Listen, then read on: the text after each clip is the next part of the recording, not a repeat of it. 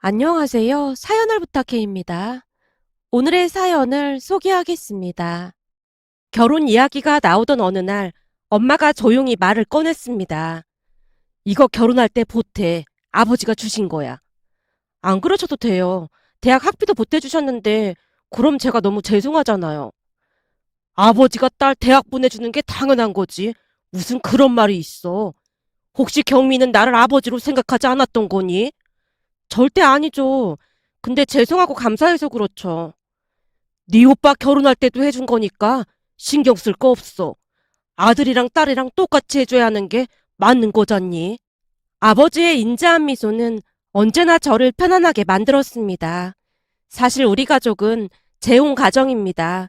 아주 오래전에 생부가 다른 여자와 살림을 차리는 바람에 엄마와 저는 얼떨결에 집에서 쫓기듯 나와야만 했는데요. 함께 사는 내내 생부의 만행은 이루 헤아릴 수가 없을 정도였습니다. 그래서였을까요?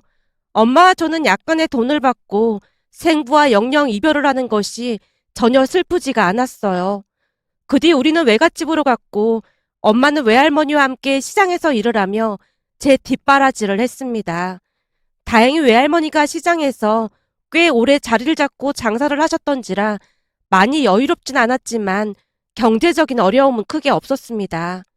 그렇게 우리는 한동안 나름 조용하고 무난한 시간을 보냈습니다.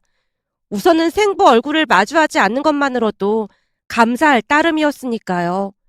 그렇게 평화로운 나날을 보내고 있던 어느 날 제가 고등학교에 막 들어갔을 무렵 외할머니께서 엄마를 앉혀놓고 말씀하셨어요. 너도 영석이라고 기억나지? 아, 영석이 오빠? 옛날에 한창 같이 어울려 놀아서 잘 알지.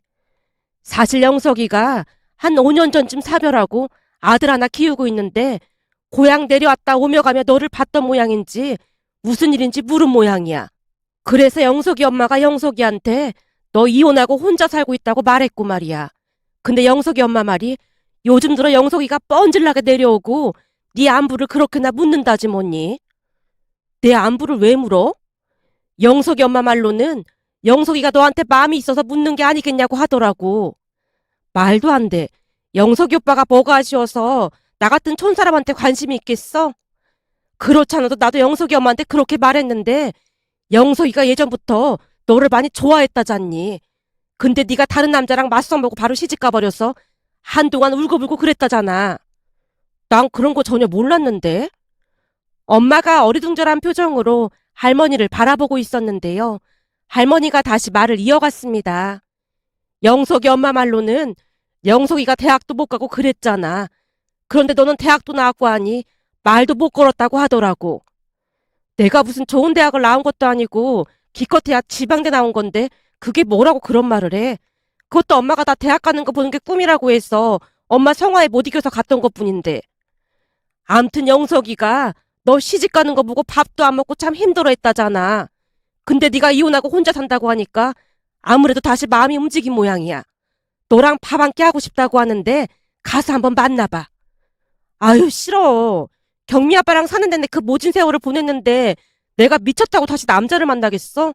생각만 해도 끔찍하니까 얘기도 꺼내지도 마.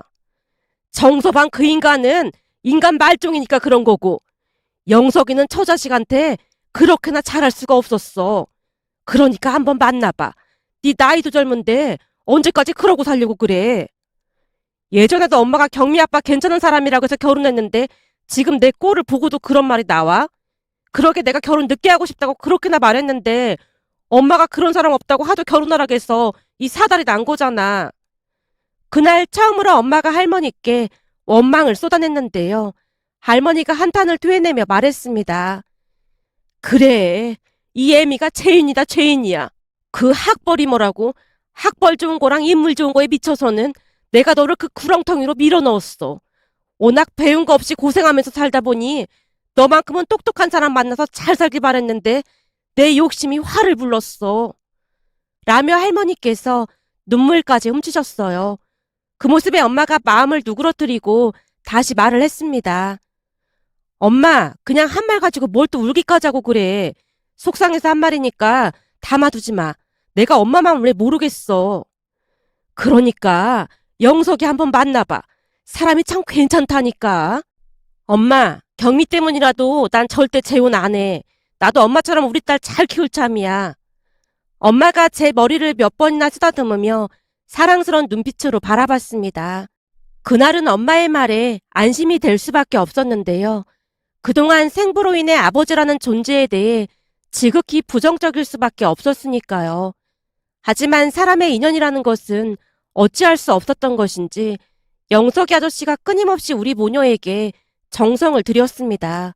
특히나 영석이 아저씨는 고생 끝에 사업이 나름 잘 되는 모양으로 안정적인 삶을 살고 있었기에 외할머니는 끊임없이 엄마와 영석이 아저씨가 잘 되길 바라고 또 바랐어요. 그러던 어느 날은 시장에서 일을 하시던 할머니께서 갑자기 쓰러지셨는데 마침 지나가던 영석이 아저씨의 도움을 받게 됐습니다. 아저씨가 할머니를 들쳐업고 근처 병원으로 급히 갔거든요. 다행히 할머니는 빈혈이라고 했는데 아마도 당신의 인생과 비슷한 삶을 사는 엄마를 보며 큰 스트레스를 받아서 식사도 제대로 못했다고 했습니다. 병원에서 엄마가 할머니께 잔뜩 화를 냈거든요. 그러게 내가 밥에 물 말아 먹지 말고 잘 챙겨 먹어야 한다고 했잖아. 입이 깔끌거려서 넘어가질 않으니까 그런 거 아니야. 빈혈이 뭐야 빈혈이. 내가 얼마나 놀랐는지 알아? 영석이 오빠 없었으면 진짜 큰일 날 뻔했어. 엄마 입에서 영석이라는 이름이 나오자마자 할머니 얼굴에 화색이 돌았어요. 그랬어? 영석이가 날 도와줬어? 엄마 쓰러졌는데 다행히 영석이 오빠가 근처에 있었던 모양인지 쏜살같이 달려와서 도와줬어. 나 혼자 얼마나 무서웠는지 알기나 해? 거봐라. 이래서 집안에 남자가 있어야 든든한 법이야. 나도 영석이처럼 든든한 사위 하나 있으면 소원이 없겠는데. 할머니가 애처로운 눈빛으로 엄마와 저를 번갈아가며 바라봤습니다.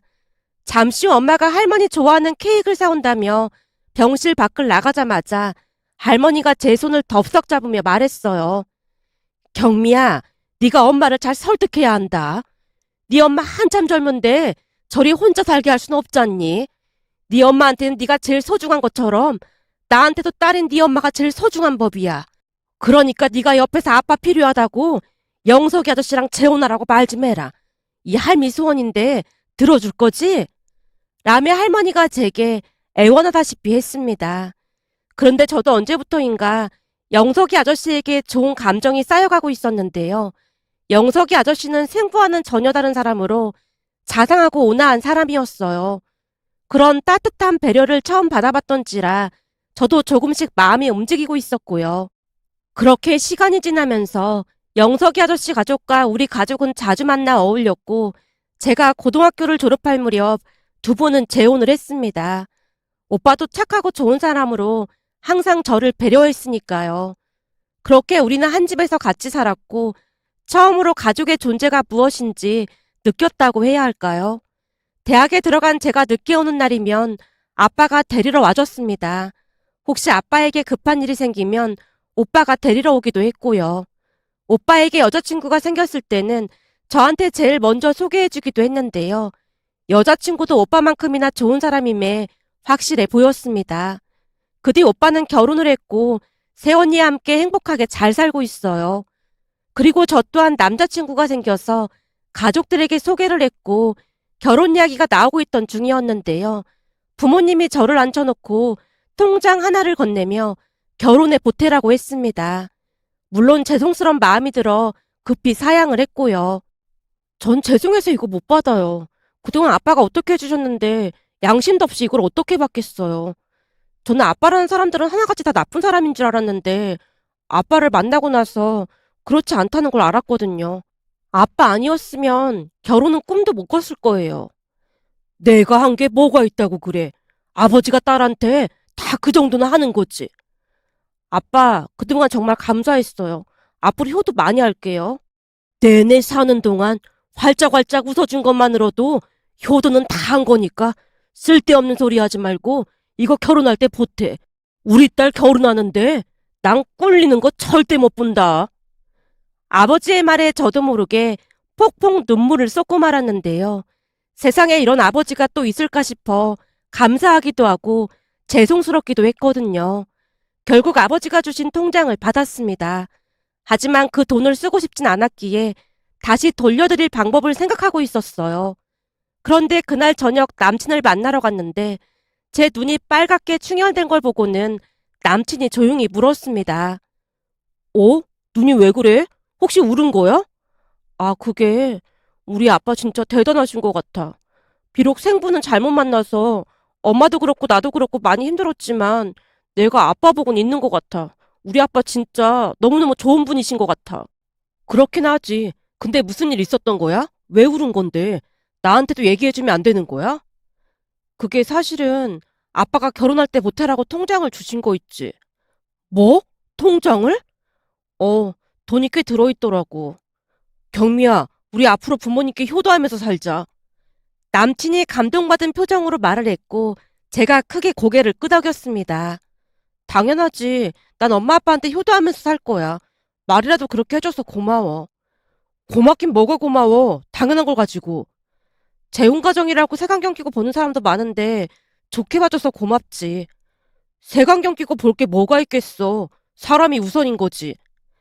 남친이 저를 위로하듯 말하는 모습에 큰 감동을 받은 채 제가 고개를 숙였는데요. 곧 남친이 다시 입을 열었습니다.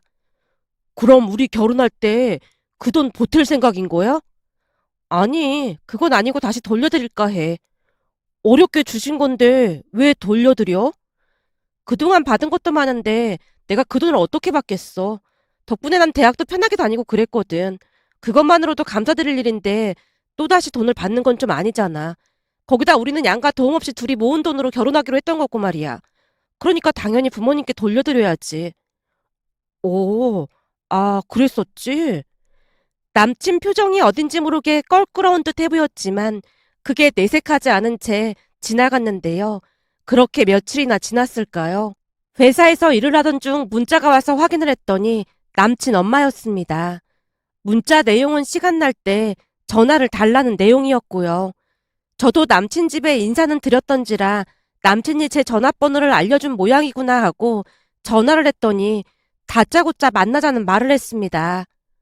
우리 준수한테는 따로 말하지 말고 만났으면 좋겠는데 날짜랑 시간은 네가 정하렴. 내가 맞출 테니까. 정하면 나한테 문자 좀 넣어주렴. 라고 전화를 끊었고 잠시 뒤 날짜와 시간을 문자로 남겼습니다. 그리고 며칠 뒤 남친 엄마를 만나러 나갔는데요. 제가 자리에 앉자마자 남친 엄마가 말을 꺼냈어요. 네 새아빠가 결혼할 때 쓰라고 통장을 줬다며? 대체 얼마를 준 거니? 네? 그걸 어떻게 아시는 거예요? 우리 준수가 집에 와서 말했으니까 알지. 내가 어떻게 알겠니? 그나저나 너 말이야. 그거 진짜 돌려줄 건 아닌 거지? 혹시 준수랑 결혼에 대해 구체적인 얘기는 해본 거니? 그냥 양가 도움 없이 우리 둘 모은 돈으로 하기로 했습니다. 물론 양가 도움 없이 하는 것도 나쁘진 않지만 네 새아빠가 굳이 돈을 주겠다는데 마다할 이유가 없잖니. 니들이 아직 많은 얘기를 안 한 모양인데 사실 우리 준수가 모아놓은 돈이 얼마 없다. 거기다 우리도 보태줄 형편이 못 되고 말이야. 그러니 그 돈 받아서 결혼에 보태면 얼마나 좋겠니? 새 시집가서 호강하고 사는 거 보니까 네 엄마 얼굴이 아주 예쁜 모양이다. 이럴 줄 알았으면 나도 진즉에 이혼하고 돈 많은 남자랑 재혼하는 건데 후회 막심이지 뭐니. 남친 엄마가 어찌나 아무렇지도 않게 말을 하던지 제가 잠시 넋을 놓고 말았는데요. 그런 저를 아랑곳하지 않고 남친 엄마가 다시 말을 이어갔습니다. 네 엄마가 새 시집간 것도 이런 것 때문일 텐데 새아빠가 준 돈을 안 받긴 왜 안 받아? 주는 대로 넙죽넙죽 다 받아야지. 저기 말씀이 조금 지나치신 것 같습니다. 내 말이 뭐가 지나쳐? 대부분은 그렇게 함부로 말하지는 않죠. 그리고 저는 우리 아빠를 새아빠라고 생각해 본 적이 단 한 번도 없거든요. 그 말은 좀 상가해 주셨으면 좋겠습니다. 너 그거 다 피해의식인 거야. 그럼 피 한 방울도 안 섞였는데 네 아빠가 새아빠지 친아빠겠니? 남친 엄마가 또다시 거침없이 말을 하는 모습에 싸늘한 눈길로 남친 엄마를 향해 냉랭하게 입을 열었습니다. 저는 그 돈 받을 생각 없습니다. 그럼 할 말 끝난 것 같은데 이만 일어나 보겠습니다. 예, 딴 말 안 끝났는데 그냥 일어나면 어떡해. 저는 더 이상 할 말이 없어서요. 라며 제가 자리를 박차고 나와버렸는데요. 남친 엄마의 언행에 참을 수 없는 치욕과 분노를 느꼈습니다. 잠시 후 집에 들어갔는데 남친에게 전화가 걸려왔어요. 나 지금 너네 집 아파트 1층인데 잠깐 나올 수 있어? 알았어. 지금 나갈게. 제가 다시 밖으로 나갔고 남친과 한 카페로 들어갔는데요. 자리에 앉자마자 남친 눈이 싸늘하게 희번덕거렸습니다. 너 오늘 우리 엄마 만났어? 지금 막 만나고 오는 길이야. 우리 엄마한테 함부로 행동했다며? 함부로는 내가 아니라 준수 씨 어머님이 함부로 행동하셨겠지. 우리 엄마가 뭐라고 했는데? 차마 내 입에 담을 수 없을 정도로 수치스러운 말들이었으니까 준수 씨가 직접 가서 물어봐. 라며 제가 물을 들이키고 있었는데요. 남친이 감정을 가라앉히고 설득하듯 말했습니다. 우리 엄마가 돈 이야기를 꺼낸 건 우리가 돈이 많지 않기 때문에 아까워서 그런 것뿐이야. 근데 그런 모욕감을 주는 건 좀 아니잖아.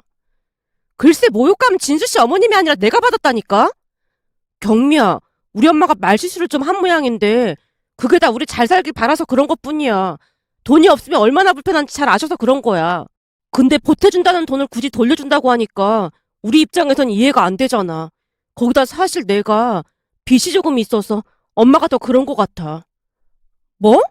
빚이라고 하면 대출이 있다는 말인 거야?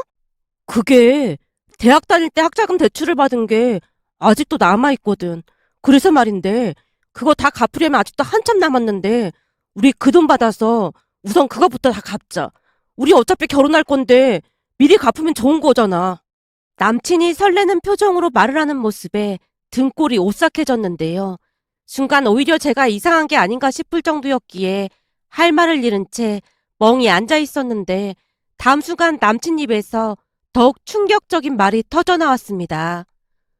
저기, 그리고 너네 친아빠 말이야. 갑자기 그 사람 얘기는 왜 꺼내는 거야? 사실 나도 이런 얘기를 꺼낼까 말까 고민만 하다가 말하는 건데 이건 우리 엄마한테도 아직 말 안 했거든? 사실 며칠 전에 너네 친아빠가 날 찾아왔어. 뭐? 친아빠라니? 혹시 내 생부를 말하는 거야? 제가 불안감에 휩싸인 채 되물었는데요. 남친이 고개를 끄덕이며 대답했습니다. 맞아. 며칠 전에 너 데려다주고 집으로 돌아가려고 했는데 어떤 아저씨가 나를 붙잡고 너랑 결혼할 사이냐고 묻더라고. 그래서 맞다고 하니까 당신이 네 친아빠라고 하면서 술이나 한 잔 마시자며 나를 데리고 가더라고. 처음에는 나도 긴가민가 했는데 얼굴 보니 눈이랑 입이 너를 꼭 닮아서 거짓말은 아닌 것 같길래 따라갔더니 나한테 부탁을 좀 하고 싶다고 하더라고. 부탁이라니? 무슨 부탁? 그게 사실은 네 친아빠 말이야. 생부겠지. 그래 생부 말이야. 지금 많이 아프대. 그래서 간이식을 받아야 하는데 그걸 너한테 부탁을 좀 해주면 안 되겠냐고 하더라고. 뭐? 그런 얘기를 준수 씨한테 했단 말이야? 그게 아무래도 너네 부모님께 계속 말을 한 모양인데 운전박대만 당하고 쫓겨난 모양인가 봐. 근데 많이 급하다고 하면서 너를 좀 설득해달라고 하더라고. 그 사람 남보다 못한 사람인데 그걸 왜 나한테 해달래? 그 사람 재혼해서 자식들도 있을걸? 할머니한테 듣기로는 아들을 둘이나 낳고 산다고 하던데 지금쯤 대학생은 됐을걸? 어찌나 기가 막히던지 온몸이 떨리기 시작했는데요.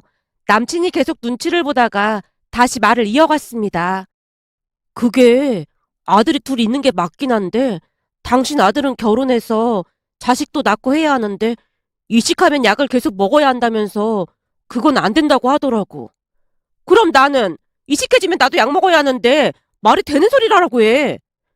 그게 너는 딸이지 않냐면서 딸은 좀 낫지 않겠냐고 그러더라고. 그런 미친 소리가 어딨어? 흥분하지 말고 우선 더 들어봐. 그러면서 나한테 한다는 소리가 만약 네가 간이식만 해주면 당신이 가지고 있는 30평대 아파트를 너한테 주겠다고 하더라고. 그러니까 나한테 너를 좀 설득해주면 안 되겠냐고 그러더라고. 뭔 미친 소리라고 있어. 제가 자리에서 벌떡 일어난 채 외쳤는데요. 남친이 급히 저를 다시 앉히며 말했습니다. 진정하고 들어봐. 나도 미친 소리인 것 같아서 우리 엄마한테도 말 못했다니까. 왜? 준수 씨네 엄마한테 말하면 간이식해주고 아파트 받으라고 할까봐?